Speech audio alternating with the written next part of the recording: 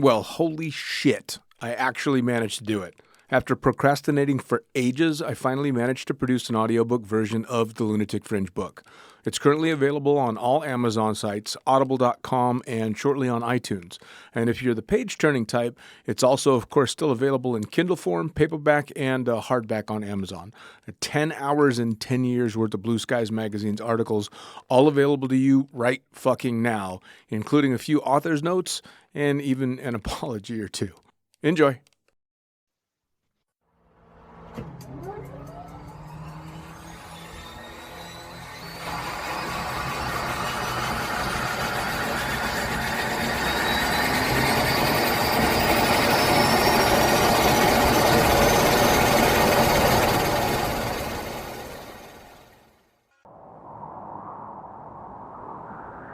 In a world. Mate, hold up. We said we're done with the serious intros. Who said? Well, we did. I don't remember that. Well, I said it, and you're me, so, you know. Well, I don't care. In a world. Hey, I told you. We're keeping it light. You do it on your own then. Well, technically, I already am. So, anyway. Fuck yeah. Pure wild flight. Get it down ya. How good? Visit nzaerosports.com. I get to do the next one. Well, obviously, you moron. We both do. Of course, I absolutely love the NZ Aerosports business model. I mean, come on. One glance at an Icarus fuck yeah sticker and you know it lines up perfectly with the fucking pilot mentality. But outside their wonderful use of colorful language and a great company vibe, there's a long list of reasons to say NZ Aerosports fuck yeah. NZ Aerosports blows me away right out of the gate as a canopy manufacturer with a bold offer. They give you 10 jumps on your brand new nylon to decide if you want to keep it, swap it out, or even return it for a refund. I mean, seriously, how incredible is that? That's like getting halfway through a prom and deciding you prefer the slightly racier date that goes down faster. Seriously, they do that. If you're not madly in love with your new canopy after 10 jumps, they'll let you swap it out for another size or model, or even get your money back. And the range of canopies they've got? Man, they've got a style canopy to fit every jumper and every situation with models you know and trust, like the Sapphire 3, the perfect choice for the beginner or intermediate canopy pilot. The Crossfire 3, when you're ready to kick it up that elliptical notch. The JFX 2, if you're looking to up your new swoop game. The Leia as the workhorse and dirtwater dirt beast. Or the Petra. The Petra cranks out crazy power and is nothing short of a record breaker. But hey, it's not always about speed either. Take the Kraken. Built as a low pack volume canopy specifically with wingsuiting in mind, she gives you all the performance you're looking for with the reliability you need that'll have you itching for that next formation, rodeo, or puffy cloud. So the equipment is top of the line kick-ass stuff as you already know, but how about the team? Well, the customer service gang is there to sort you out whenever you need them. Maddie and Beto are always there to help with Jen holding the reins. They're available for you at sales@nzaerosports.com, and they've got a kick-ass live chat tool on the website if you're wanting to hit someone up right away. These are the crew you're going to want to talk to get those custom orders in. With the stock nylon, once you know what you want, they'll have that shit on a FedEx truck as soon as the credit card machine says approved and get you in the air in no time. For your custom orders, you'll be able to get a time frame for building and shipping when you design it, so get to it.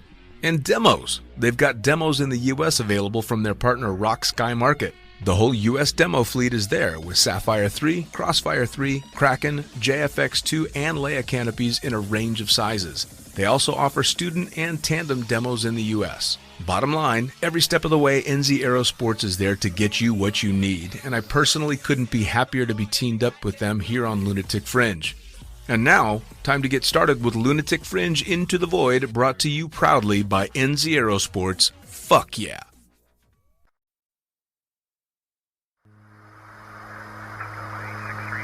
Coming straight from the cockpit, it's another episode of Lunatic Fringe with the fucking pilot.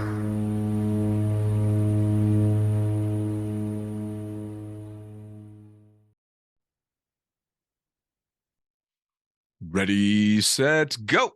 Back in the can for another edition of Lunatic Fringe Into the Void, the internet bringing me yet another rock star. Please tell me, who the fuck are you and what do you do? Hey, it's good to be here. My name is Ben Nelson. I am a full-time skydiver and rigger and a full-time bum. That's basically what I'm doing. A full-time bum man skydiver? Nah, I'll tell you what, skydivers and riggers in particular work too fucking hard to actually hold the title bum as well. Well, and to be fair, riggers can make a little bit more money than the average skydiver. So we tend to be a little bit more snotty and snooty when it comes to, we won't sleep in our car. We'll sleep in a hotel. Fair enough. I was a pilot long enough on the road that I refused to do the back room sleeping bag bullshit. You're going to get me a hotel room if I'm flying your loads. It always seemed fair. Yeah, I mean, you got to treat the pilot well, right? Well, and the rigger. Yeah, especially those two, especially if they're a pilot and a rigger. I mean, you're only supposed to abuse the jump staff. The rest of them, they're important, right? So. Yeah. As I usually do with the podcast, I jump people back to how they got into not necessarily just our sport, but into anything that normal society deems extreme. So where did it all start for you? Man, so it started for me at a relatively young age. I'm from Anchorage, Alaska. That's where I'm from. All my family still lives in Alaska. When you live in Alaska, living itself can be extreme half the time. We used to joke that it's extreme enough in the wintertime that it can be pretty hectic. But when you turn 5 in Alaska, you either put on a pair of hockey skates or you put on a pair of skis. This was back before snowboard. And so I decided to put on skis. And so I grew up doing skiing, which I guess some people could consider to be extreme. Oh, yeah. And then I grew up in a family that liked to do stuff outside. My dad was a climber. So I actually was a big wall and alpine climber for many, many years back in the 90s. And so that's kind of how I got into being outside and doing the active stuff that got me to where I am today, for sure. Nice. So you grew up skiing. What is the place out there? Alaska? Alaska, there's a couple different places, obviously, and backcountry skiing in Alaska and heli skiing is really big as well. There's a lot of land to ski. Sure. But yeah, Alaska is the one that's closest to Anchorage. It's just a hop, skip, and a jump, 35-minute drive from downtown. Nice. And so it was easy to get done with school and hop in the car and drive down and do some night skiing, and before going back home to get up and do it all over again the next day. Sure. Well, I mean, it's funny that you were kind of sideways about whether or not skiing could be considered extreme, because fuck me, man, people drop like flies skiing. It can be pretty extreme. It's skiing and snowmobiling. Yeah, for sure. And I guess when I say extreme, I guess what I kind of mean too is mainstream. Sure. Because skiing has been mainstream for quite a while now. I mean, coming out of the 80s and rolling into the 90s, you can walk back in the 90s, you could walk into a bookstore and find 3 or 4 different skiing magazines.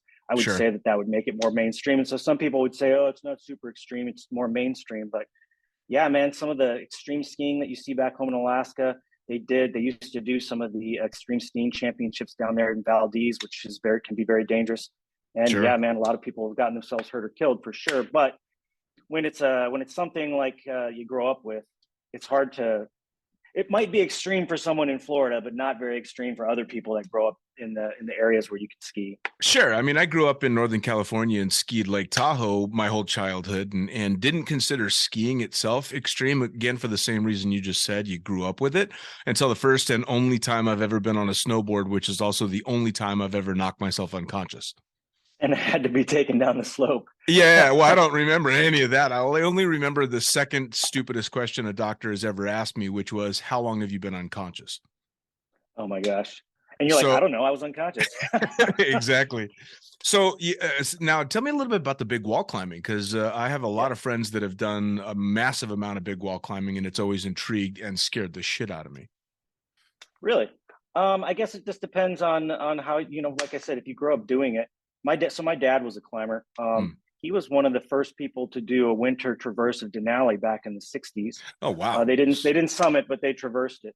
And my family being originally from Minnesota, he came back from that trip and convinced my mom to move to Alaska. And that's how we actually ended up in Alaska. My dad was a climber.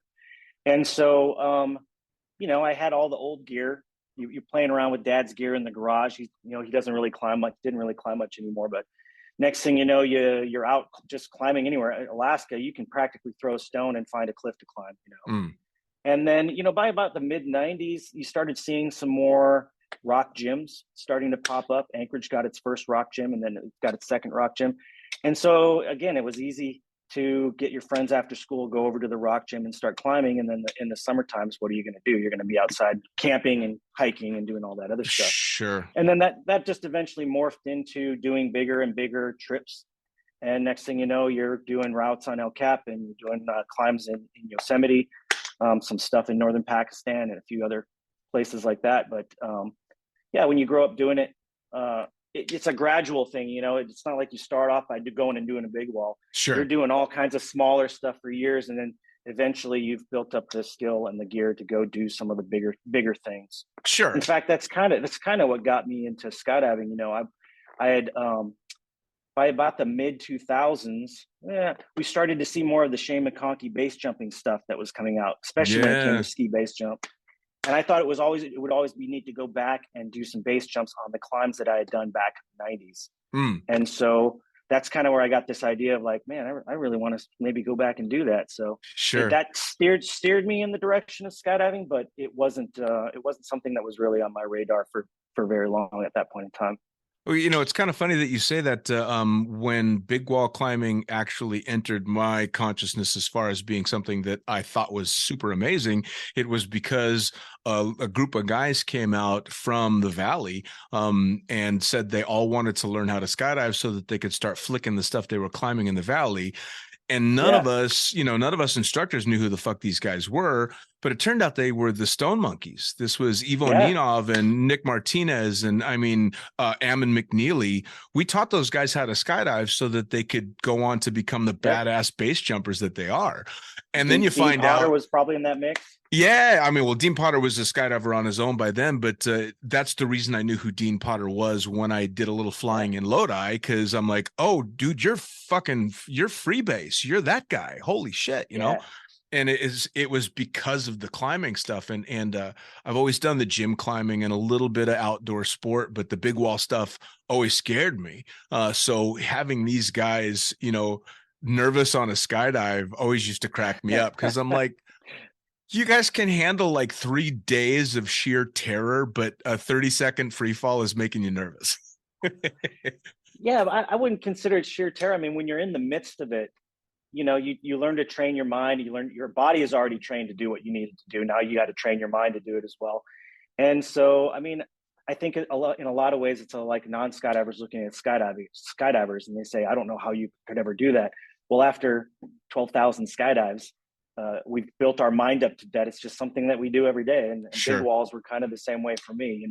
It's funny you mentioned the Stone Monkeys, because I was actually kind of getting into that scene back when they were the Stone Masters. Okay. So they were the Stone Masters, and then the Stone Monkeys came along. And so I was kind of in that transitional period of time then.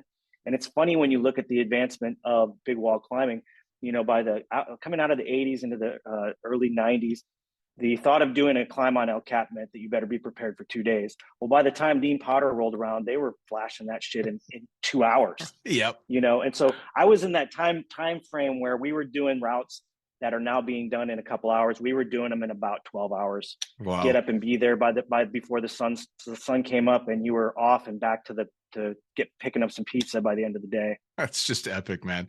It really is. Yeah. The climbing itself, physically, you learn how to handle it. For me, it was always the thought of that exposure. Again, what drew me to that was the scene so much, because you could see this brotherhood of climbers that reminded me so much of a drop zone, a proper drop zone where people have been there for a while. It's that sense of community, right? Yeah, for sure. Especially when you're a new person in that new area, man. They just basically they take you in under their wing, and next thing you know, you've been there a day and you've got 4 new climbing partners that you just met. Sure. And you end up going and doing some pretty epic shit. Well, to this day, I've still got Nick Martinez saying he's going to take me up El Cap, and I'm like, yeah, sure, man. Hoping he never does. Oh man, you would have a blast. You would have an absolute blast. I don't know about that, man. And the ability to be in a place like Yosemite and be in a spot that tourists can't be at, you get a completely different perspective of the park than you would just driving through it, for sure. That I couldn't disagree with at all. That's absolutely true. That's just like skydiving, right? It's the difference between looking out the window of the plane and getting out of the plane. Yeah, for sure. So speaking of, how did skydiving get back on your radar when you're doing all this other stuff? So it was one of those things where, I like to be outside and do all kinds of outside type activities. And, by the end of the 90s, I'd done my first couple jumps in 90, I think it was 98, but it didn't intrigue me and didn't suck me in, because I just don't think it was. So you think of skiing as being real mainstream, right? And then you think of climbing being a little bit more niche. Like as you move from skiing to climbing, the community is a lot more tighter and it's a lot smaller. In the late 90s, move over to skydiving, it was a niche within a niche. And so it wasn't mainstream enough for me to really see how awesome skydiving was. And to be fair, in the late 90s, wingsuiting wasn't as big as it is today. Canopy progression isn't like it is today. And so really back then it was like you were learning to skydive to go base jump, or you were skydiving just to jump out of the plane and have fun. But nobody ever considered themselves a skydiver. They considered themselves a climber, or they considered themselves a skier that happened to go do those things. But it didn't suck me in like skiing and climbing did, partially because you could, like I said, you could walk into a bookstore and find 2 or 3 climbing magazines, or 2 and 3, 4 mainstream skiing magazines. There was nothing on skydiving. Sure. And at that point in time, technology wise, you were lucky to find a VHS copy of someone's first skydive. Right. YouTube didn't exist. The technology was such that it wasn't something. Where you would really see it would be, and a lot of skydivers will say that this was their inspiration, is in Hollywood. You'd see Point Break back in 92, or was it 92, 93? And the skydiving scene is the first exposure anybody had to that type of activity. And I know a lot of jumpers that was the catalyst that caused them to want to go jump. Mine was initially wanting to base jump, obviously, and then it just didn't really suck me in like it did later on. I actually probably took about a decade off, from about 2000 to 2011. I didn't jump at all. And then life gets in the way. I was trained as a paramedic, so I was working in pre-hospital emergency medicine for many years, and then working in occupational health and safety. And so once that kind of takes over, next thing you know, I'm not skiing as much as I used to, and I'm not climbing as much as I used to. Plus, I live in Alaska. The jump season in Alaska is not great, right? And during the jump season, the weather may not be good the entire time. So the options for skydiving up north were not what you would want them to be in order to stay current enough to actually make it worth your while. Sure. So, and then of course, once 2000, I want to say 2002, 2003 started rolling around, that's when you started to see more mainstream stuff, videos coming out from, like I said, from Shane McConkey, JT Holmes, all those guys were doing all the ski base jump, and it's like, man, that would be really awesome to do. Right. But you started to see more of those videos as time progressed and as technology progressed. And then by 2005, when YouTube came out, you didn't have to wait until someone brought one over to a party and threw it in the VHS machine. You could just go online and take a look at it. Sure. And as it started to become more mainstream, I started to realize that skydiving had a lot more to offer than just falling out of a plane or getting prepped for base jumping. Sure. All of a sudden, this weird thing called free flying came out, and all of a sudden, the wingsuit technology started getting to the point where they were shooting some pretty rad video. And then, canopy started to get smaller. And what's this swoop thing that I heard of? The next thing you know, you're sitting there watching videos. And so for me, I found myself in a position where I showed up. I got transferred to Houston, Texas, of all places, from Alaska. And I was single. I didn't know anybody. I couldn't ski. There was really nowhere to climb. And so the next thing you know, I'm realizing there's a big drop zone just south of Houston, Skydive Spaceland. And so next thing you know, I'm out at Skydive Spaceland, and I think I've been logging 1,000 to 1,200 jumps a year since 2011. That's fucking epic. And that was mostly because there was nothing else to do in Houston besides drink and eat barbecue. and I'm not a football fan, so that threw me out of all the conversations with everybody in Texas. So for sure. Well, it's funny that you mentioned Point Break, because I was just talking to Jason Moletsky. I had him on the show, and he's like, yeah, I'm a Point Break kid. And he was, so am I. Yeah.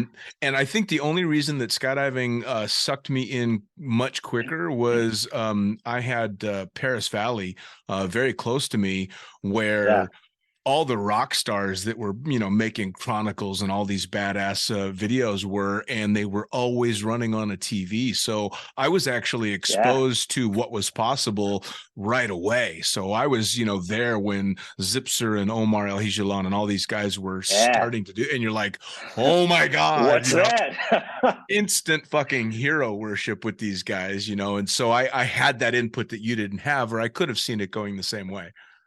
For sure. Absolutely. For sure. And then by the time we get to that point, like I said, when YouTube came out, all you really had to do is just type in skydiving and you'd find something cool that you didn't know existed ever before. And now you're like, man, I really want to go do that. Sure. And so it was an eye-opening experience. And then of course, by the time I got to Spaceland and started jumping there, hell, it was a big deal that you could land and plug in your video camera and watch it on the TV 5 minutes after you landed. Yeah. That was something that wasn't that big. Of course, those were the side-mounted Sony cameras that were still kind of dumb, but GoPros were becoming more prevalent. And next thing you know, anybody can record themselves jumping out of an airplane and doing rad shit. So that's when it really started to suck me in. Plus, I had nothing better to do with my life.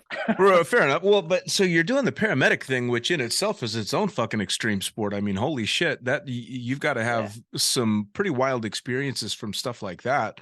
Especially being in Alaska, man. I mean, so by the time I was getting out, I was doing a lot of remote medical stuff, basically working about 300 miles north of the Arctic Circle up on a place called the North Slope. Those are where you get the really extreme cold temperatures, the 70-degree below zero wind chill type situations.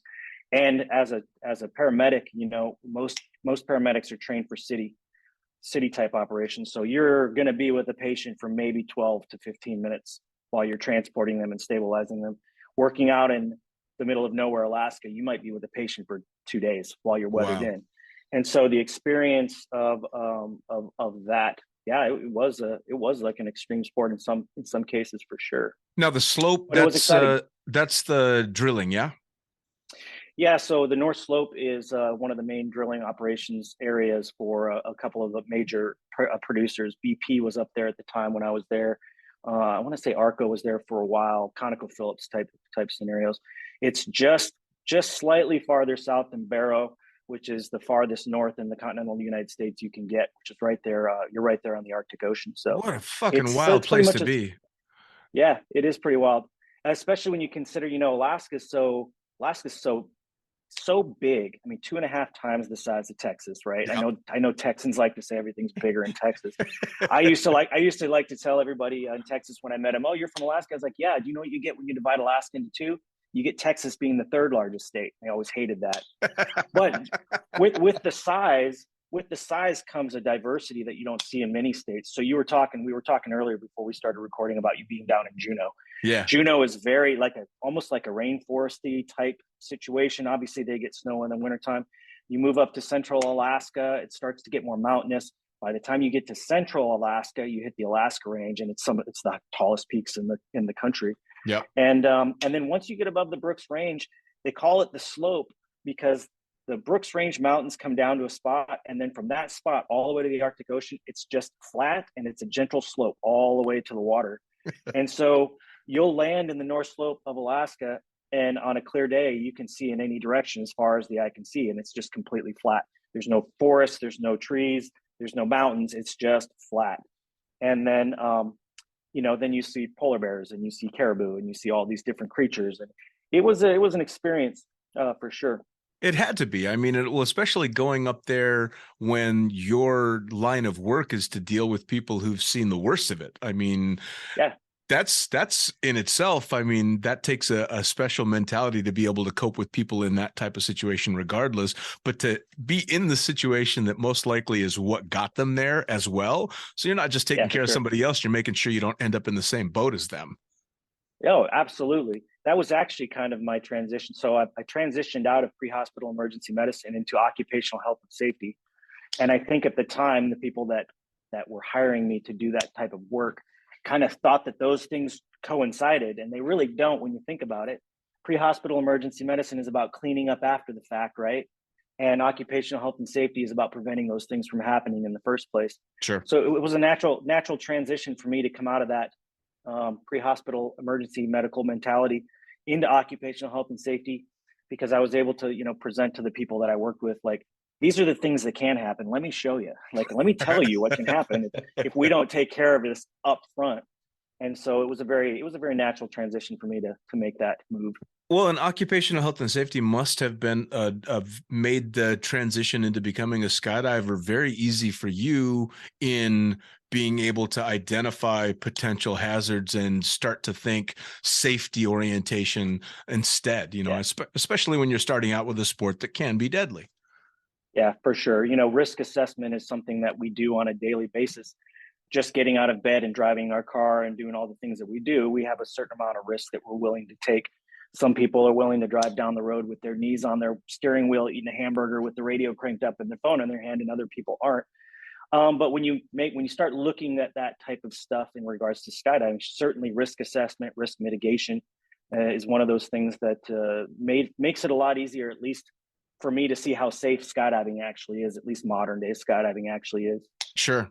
Now, how did your transition go into, I know you said you started jumping in Houston basically to kill time because there wasn't much else to do, but obviously at some point it started getting to be proper serious if you're cranking out 1,000 to 1,200 jumps.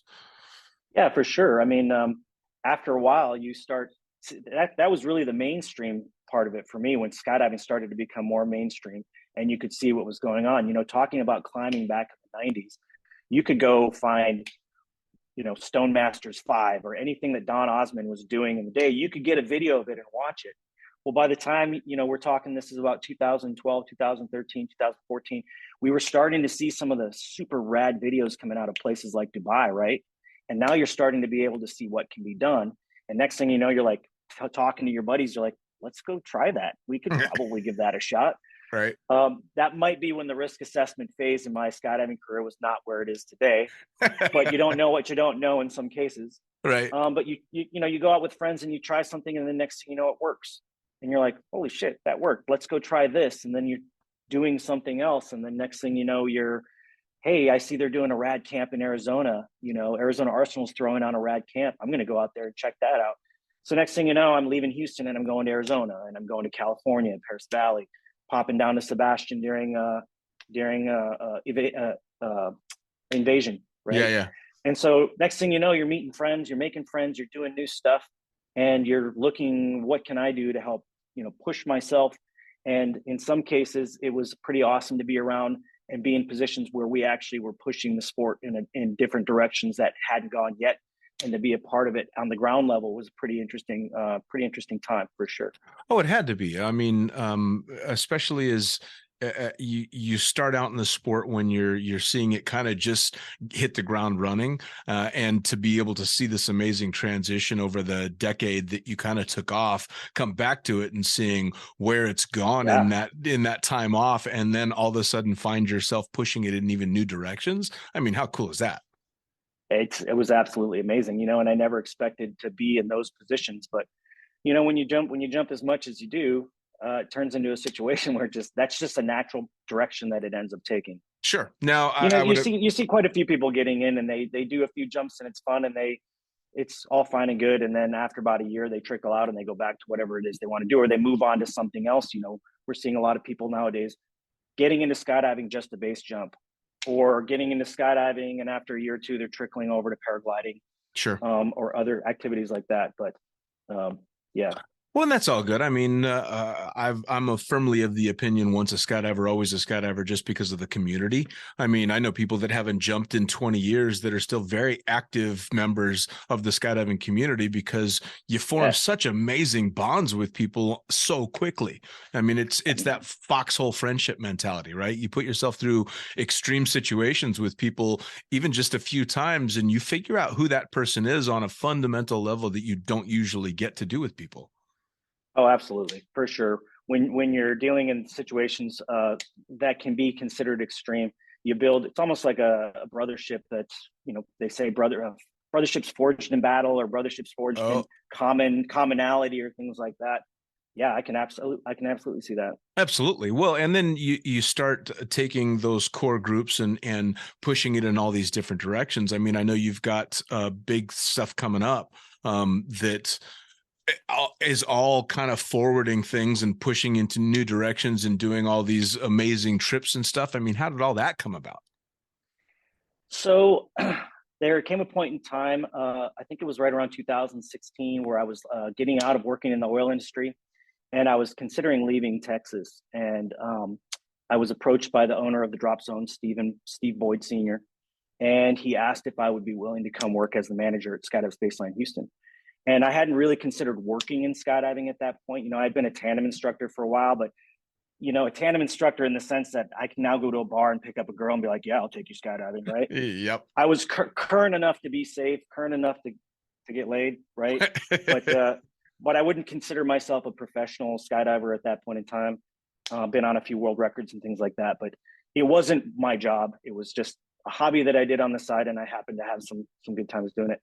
So to making the transition into a full-time working skydiver, well, that opportunity came, and I decided to take it. After about a year, he asked me to move to Skydive Spaceland Dallas because he started acquiring more Spaceland drop zones. I think they're at 5 now. And I spent about 5 years in Dallas running the operations up there as the drop zone manager. And while I was there, I met a very interesting guy named Ryan Parrott. Everyone calls him Birdman. He's a former Navy SEAL, former sniper, and he runs a charity called the Bird's Eye View Project. And through the Bird's Eye View Project and through another company of his called American Extreme, they raise money for veterans type services and things like that. And I met him at Skydive Spaceland Dallas. He was doing something called the Bomb Squad, where if he had people that raised a certain amount of money for the foundation or for the charity, he would bring them out to the drop zone, and we would take them on discounted tandems and things like that. And so he would come out on a Tuesday and bring 100 people. And so I started hanging out more with him, you know, because he was putting these things on. And as time progressed, you know, he's done a couple other charity events. We did an excellent charity event where we got to take a veteran from each war, starting from World War II to present times on a tandem. We videoed it, put it all together, turned it into a little bit of a documentary. And so that's kind of how I got involved with what we're going to be doing here next month.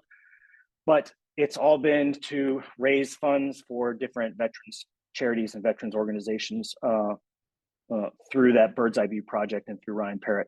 I mean, that's absolutely epic. And it's something that I've seen quite a lot in my years of skydiving. Skydivers tend to use this amazing platform we have to help out a lot of different groups. And I've always seen incredible stuff done for veterans groups. And it's nice to see it continue on, especially at that level. I mean, bringing out 100 people because they raise so much money for veterans groups, that's epic. Yeah, and you know, it's funny to me because when you look at skydiving, I think skydiving is very veteran-centric in the sense that you meet a lot of veterans that skydive. A lot of them learned how to skydive in the military, and now they just happen to be, you know, in the civilian life, but they still skydive.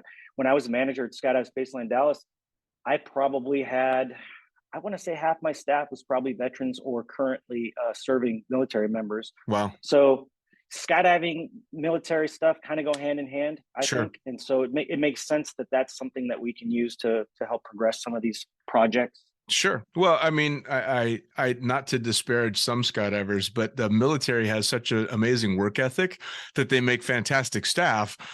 And then there's the rest of us. Yeah, that's true. You know, that's very true. I will say that the military staff I had, or ex-military staff I had, were definitely more squared away than most. Squared away. That's something I haven't heard in a long time. Yeah, absolutely squared away. I mean, it's, again, not to talk shit about the skydivers that weren't military. I know a lot of really, really hardworking skydivers that have never been anywhere near the military because it interfered with their, you know, their weed consumption. but still amazing jumpers in their own right. But I've always said, especially as a tandem or an AFF instructor, you'd get a military guy that would come out to do a first jump, and there was no question, man, that guy just fucking did what you said, and it was amazing. Exactly what you tell them to do. Oh yeah, man. Once they've got the script, man, they're good to go. Now, how was it transitioning into managing a drop zone? I mean, I've seen it done. I think I kind of know what goes into it, but it never looked like that much fun to me. Man, pun intended, it has its ups and downs being a manager of a drop zone. I would say that, yeah, when you start out, it probably has way more ups than downs. And to be honest, by the time I was ready to leave, Dallas, I think I was kind of in one of those downward slumps. Super love Spaceland. Spaceland's an awesome place to be. But there did come a point in time when your hobby becomes your work. You finally have a day off and it's a beautiful day, perfect for jumping, and you don't want to skydive. Yep. That's when you kind of know that, maybe I need to take a step back from being in this position where, it's a 364 day a year drop zone, and I'm not able to go do some of the other stuff that I want to do. And it was very good to be there and gain that knowledge and gain that experience. And then now I'll take that experience and go do other things. Sure. Well, I mean, I definitely feel you on the getting to that point where you've got that perfect day and no desire to go. And I've hit that both as a jumper and as a pilot, where I've got that day off and the last thing in the world I want to do is hear a turbine spinning and go out to the drop zone. I just don't have it in me. I don't necessarily think that that's a bad thing. I think it makes you take a step back and reevaluate. So when you do go back, you've gone back with a purpose. Whether it's just to go have fun or for whatever reason, you've gone back with a purpose instead of just, oh fuck, it's a day off, I better go jump. It's funny. It's funny because I've been helping out up at Skydive Oregon, which is I live in the Pacific Northwest now, and so I live in a place that's about 4 or 5 hours from drop zones. So I'm far enough away from it, but I am able to go up, say Friday morning, drive up to towards Portland, spend 3 or 4 days doing tandems and not being a manager. Sure. It's a completely different night and game type situation. Like, I leave there at the end of the weekend, totally stoked. Like my fuel's been filled up and I'm ready to go out and do other things. I don't have to worry about anything else going around. I don't have to go talk to that guy about his bad landing. I'm there. I do my thing. I have fun with people, and I bounce out. And it's fun being a fun jumper again, I guess is the best way to say it. I completely agree, man. I hadn't jumped for a few years and was out. I had taken the gig in Dubai and was flying there, and I don't think I jumped in about 3 years. And to the point where no one actually knew me there as a jumper. I would have people, so have you ever jumped? And I'm like, yeah. I've jumped once or twice. And then my buddy, David Jr. Ludwig, during a boogie, we had the day off, and he's like, dude, you want to go make a jump? And I fucking got butterflies. I'm like, oh, you mean skydive? Yeah. Holy shit, I can do that. And at the time, Skydive Dubai staff didn't pay for jumps. So I had unlimited skydives on days off. No reason not to. Yeah, I never took advantage of it. And I went out and did that jump and landed and went, oh, that's why I started all this, and just got to go be a fun jumper with an expired tandem rating. So I'm not chucking drugs. I'm just going and doing my thing. And it was a whole new chapter in skydiving, which was amazing. Yeah. For me, it was, I hadn't been able to do some of the skydiving that I wanted to do. I've been doing a lot of XRW leading up to me leaving to Dallas. But even as a manager, you don't really have the time on a Saturday when you've got the wingsuit talent out there to go do what you want to do. But I'm up at Skydive Oregon. I think it was my second weekend helping them out. And I went and did an XRW jump. And as I'm coming into land, you're physically giggling to yourself. And then you land and you're like picking up your gear and you're like just giggling like a child as you walk across the runway. Oh man, that was so fun. That was, for me, was like this is what it feels to be like a fun jumper again. Yeah, it's nice, man. It really is. And it just kind of, it reminds you, it's that tap on the shoulder that goes, hey, all the other bullshit, that doesn't matter. This is why you got into it in the first place. And then, of course, luckily for me, having started the podcast, 3.5 years ago now, every time I get to sit down and have a conversation with another jumper who's either still got that stoke or they're finding it again, or I did an interview with a guy a while back that had just started jumping. I think he wasn't even with his A license, had quit his job, bought an RV and was like, I'm fucking doing it. And now I'm keeping up with him on social media, and he's got God knows how many jumps. He's hit his 10th drop zone, is just loving life. So I kind of get that stoke back just having the conversations, which is amazing. Yeah.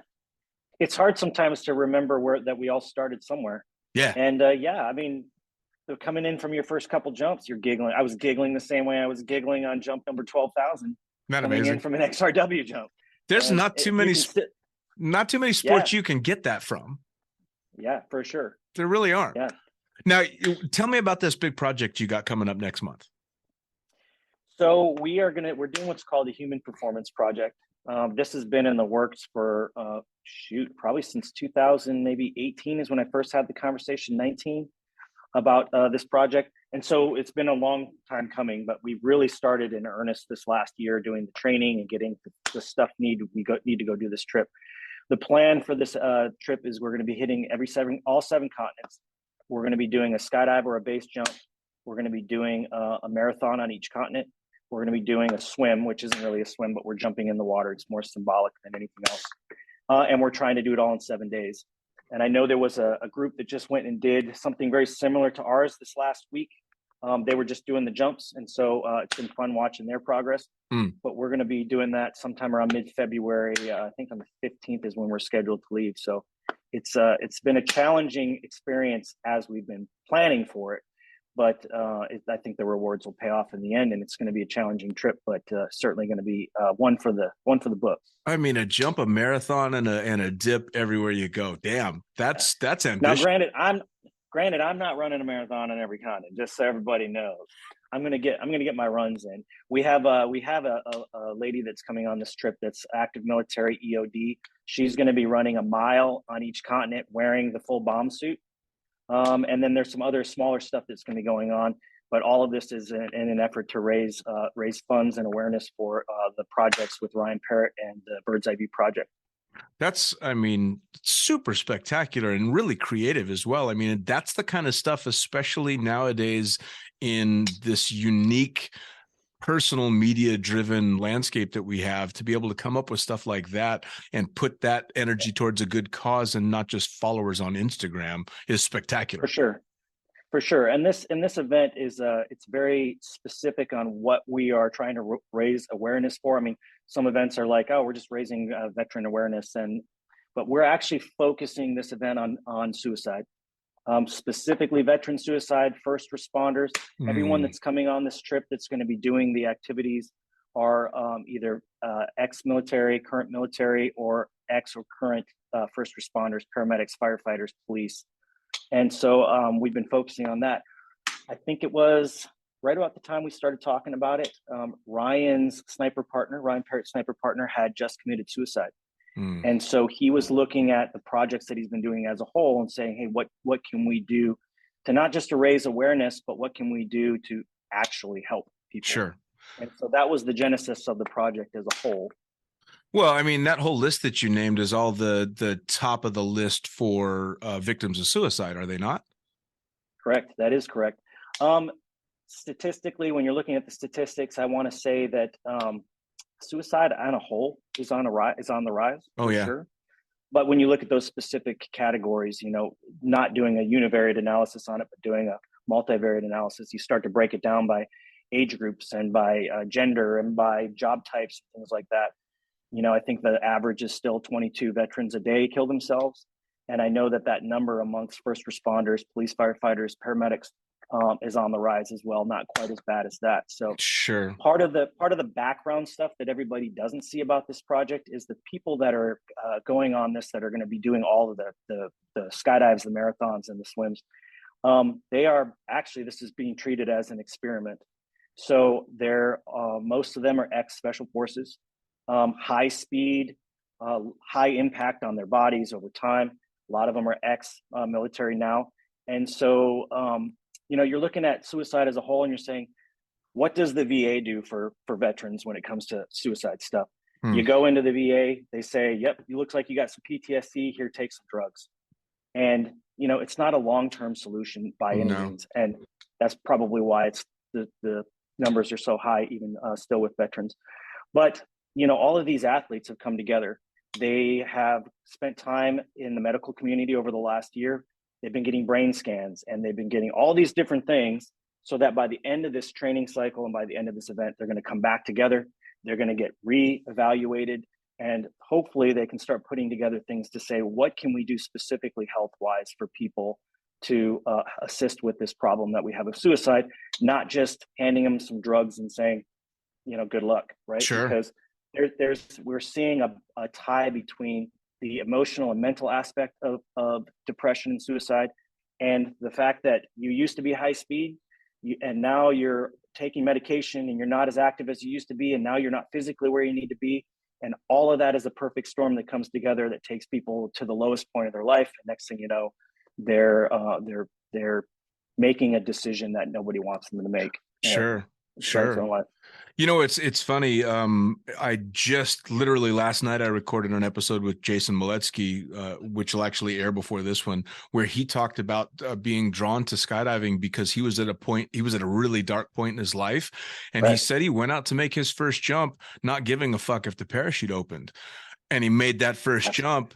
And it was, as he put it, a 90-degree left turn. He went, oh, shit. Okay. I'm just going to go big. I'm going to fucking send it because, wow, that was something else. And it changed the course of his life. For sure. Absolutely. I think I used to tell people that skydiving finds everybody at that point in their life when they need it the most. Oh, yeah. The cautionary tale I had besides that is, I don't know if you've noticed this at all, but the last year especially, I don't want to say since the start of the pandemic, because I don't have specific numbers, but this last year, I personally have seen a rise in suicides amongst friends that are skydivers and base jumpers as well. Yep. I want to say, so I was at the bridge in November, and a relatively well-known base jumper, I don't want to really name names because I don't know if families are really interested in me talking about it out loud, but had committed suicide. And most of us that were there at the bridge together knew that particular person. And while we were having that conversation with a couple that was thinking about investing in this trip, they had just mentioned, hey, our son's friend just killed themselves 2 weeks ago, a seventh grader, right? And then I started looking back, this last year, I want to say I've lost 13 friends to suicide. Christ. I want to say 9 in December, I counted 9 friends in 7 months. And not all of them were veterans or first responders. I mean, quite a few of them were skydivers and base jumpers. The cautionary tale I have with that is, you get into skydiving, in his case, he gets into it saying, I don't give a fuck, right? And now skydiving becomes the drug. Yeah. And over that a longer period of time, just like any other drug, it starts to not work like it used to. Sure. It's no longer adrenaline that you're getting from it. You're getting dopamine, and that's still fine. But, 5, 6, 7 years into it, you started off with not giving a fuck. And now 5 years later, it's not doing what it used to do, and now you're starting to not give a fuck again. And that's then next thing you know, they're going, oh, I found base jumping. That'll get me to where I need to be. And so they start using that as the drug, and then they maybe find something else. But there does eventually come a point in time when you have to ask yourself the question, am I treating the symptoms here, or am I actually treating the disease? Sure. And I think in a lot of cases we're too used to treating the symptoms and not used to trying to treat the disease, or actually being able to figure out how to treat the disease. Sure. Well, that seems to be, unfortunately, the culture. And you're right. I have seen similar stuff, although not nearly those numbers. And it's funny because I used to think, as odd as it sounds, or maybe it doesn't sound odd, I used to think that skydivers were suicide proof. Like we'd figured it out, right? We had the magic solution because we figured out how to live life in the moment, and we didn't get affected by that stuff. And just a couple of years ago, I had a guy that was a brother, a super close friend named Kevin Love, commit suicide. I remember being shocked by it because I just didn't think that was possible. And knock wood, I'm lucky in that my mind has never gone that direction. Doesn't mean it couldn't, but it never has. And it was a real wake up call to go, oh shit. I mean, this happens to us too. Yeah, for sure. It's what did I say? The statistics last year were 60,000 people committed suicide in the US last year. Jesus and Christ. So, I mean, yeah, it's never going to go away, and I understand that, but there's got to be something better that we can do. Sure. And part of this process is for us is trying to figure out what it is that we can provide when this is all over, data wise, that hopefully we'll be able to help people in the future. Well, and it's an amazing project on its own, but because of what's driving it makes it that much more so. And in fact, just listening to the story after the podcast, I'm absolutely going to hit you up for information on the Birdman and how I can sit down and have a talk with him, because I'd love to pick his brain on the podcast and hear more about his journey. Oh yeah, he is such an interesting cat, man. I'm going to turn this off real quick because I'm getting a phone call, but I'm going to put that aside.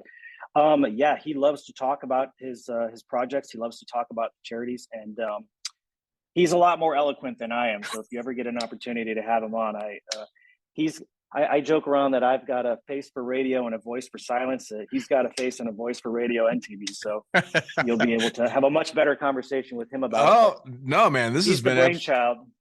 This has been absolutely fantastic. I think you sell yourself short because you've got an interesting story and a very relaxed way of putting it, which is nice. That's the alcohol. I got like 5 drinks in me already. Oh shit! All right. Well, I'm just kidding. Well, 5 drinks from last night, right? So I gotta say, shameless plug for you, by the way.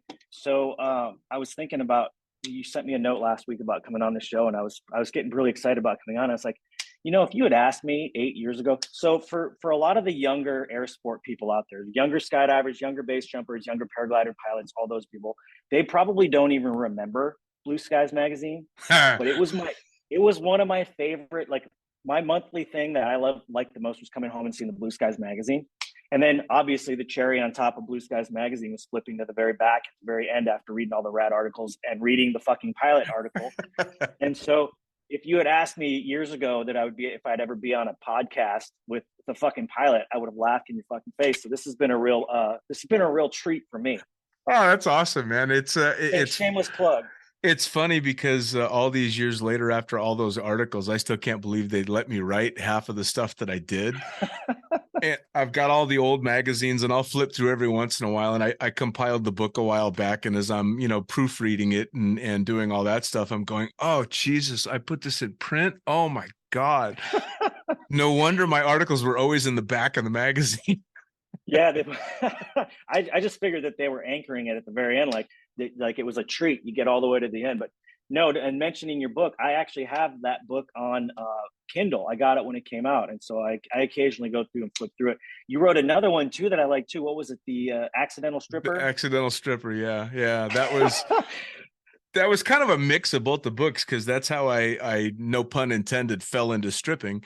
And then, and that transitioned into skydiving. And so, yeah, I kind of, they kind of crossed paths in the middle of those. But yeah, that was a fun one to write, because it's just as ridiculous as some of the shit that happens in skydiving. Oh yeah. Some of the stories you hear around the bonfire, like those would be a classic story, I would imagine. Well, talking to Jason yesterday, like I told him, you find yourself, and I'm sure you get this as well when you're talking to non-skydivers, telling stories about the stuff that you've done in the sport, not necessarily just jumping, but just in the community, not believing the words that are coming out of your mouth, because your stories are just, you're telling them going, this sounds so fucking ridiculous, but it happened. Yeah. Yeah. In fact, I think there's a reason why skydivers tend to only have skydiving friends, is because most of their normal friends don't want to listen to them talk about those stories anymore. Yep. And so, yeah, I could see that happening for sure. Yeah. I think that's the mix of the popularity with this podcast, is that most of the people listening are just like, yeah, nobody else wants to listen to these stories, but I do. Yeah. Well, this has definitely been a treat for me. The last Blue Skies magazine treat that I had was a hat trick that I pulled. I made it on the cover. A buddy of mine took a picture. Then the next month, I made the cover picture. I shot it. And then the month after that, I think one of our world records was the centerfold. So I had a hat trick there and got 3 Blue Sky magazines in a row. And that's kind of been the highlight of my career, to be honest. I mean, it was such a great magazine. Laura and Cole. I miss it. Oh, me too. I miss it. Me too. I had so much fun writing for them, and so much fun reading all the different articles. And because you had such extremes, right? You had Melanie Curtis and then me, completely different ways of telling stories, and completely different stories, but it all wrapped up in the same magazine with a set of boobs in the front and fatality reports in the back. And that's what I was going to say, is like, you never knew when you're going to flip the page and see a pair of boobs. And it's like, oh, it's awesome. Well, and I used to get so much shit for it, because for as many people as enjoyed my writing, there were that many that hated it because it could get a little over the top. And I had to remind people, this is a magazine being run by 2 women who asked me to write this shit. Yeah. Plus, I mean, it's a skydiving community. What do you expect? Right. Yeah, absolutely. So as we wrap things up, I'm going to have you give me any social media stuff, any way of following you, and definitely how to follow this project that you got coming up, as well as the reason you're doing the project. Yeah, for sure. So I I'm going to be posting a lot of stuff during this trip on Instagram. So my Instagram handle is at @jump_junkie. There's a couple of other jump junkies out there, but look for the one with the ugly mug of me on it, and that's probably going to be me. And then I would recommend, if anybody wants to find out really more about the project that we're doing, if you go to americanextreme.com, there's a box you can click that says Human Performance Project. There's a rundown of the people on the team and some of their background. And there's also a big part at the beginning that talks about, the project itself, where it came from and what we're trying to accomplish. And I recommend everybody go take a look at that and then follow along on the journey. It's going to be interesting. Just to give a brief rundown of what we'll be doing, we'll be leaving Dallas, Texas to go to Cape Town sometime around the 15th of February. And then once we depart Cape Town to Antarctica, the second we jump out of the plane, the countdown stops. We're going to be hitting White Desert, Antarctica, Perth, Australia, Dubai, Cairo, Egypt, London, and then Colombia. And then we're going to be back in Dallas sometime around the 23rd. So it'll be quite an experience. We have our own Airbus 340, so that's going to be pretty rad as well. Dude, that's incredible. For all you pilots out there that are jealous, that's what we're going to be flying to each continent on. So that'll be pretty cool. That is incredible, man. I cannot wait to follow the progression of the trip. And I think between talking to you maybe for a round 2 afterwards and talking to the Birdman, I think it's an amazing thing. And I can't wait to see how it all turns out. Well, hopefully it'll turn out the way we want it to. And if not, well, it is what it is. It is what it is, man. Yeah, absolutely. Ben, thank you so much for taking the time, man. This has been fantastic. Thank you for having me on, man. All right, brother. You take care. And there you have it. Another episode of Lunatic Fringe Into the Void, brought to you as always by, and say it with me, fuck yeah, NZ Aerosports. Head to nzaerosports.com. By Pussfoot. That's right, head to pussfoot.com, the extreme sports collective, and check out everything they've got to offer. By summitparachutesystems.com. Jarrett Martin and the family cranking out amazing pilot rigs, as well as incredible rigging courses. And now joining the Lunatic team, it's the one and only Tony Suits. You know him, you love him. Head to tonysuit.com. Check out all the amazing standards, as well as the new incredible signature line they've got going on. And as for us, the Lunatic Fringe is now on YouTube. That's right, you're going to have the chance to put faces to the audio by heading to youtube.com and looking up the Lunatic Fringe podcast. It's easy. Hit the like button, hit the subscribe button, check out all the amazing videos from the previous guests that we've had, as well as new and upcoming interviews on video. As always, I am the fucking pilot. Head to thefuckingpilot.net or theprincesspilot.com. Thanks for joining. We'll see you next time around.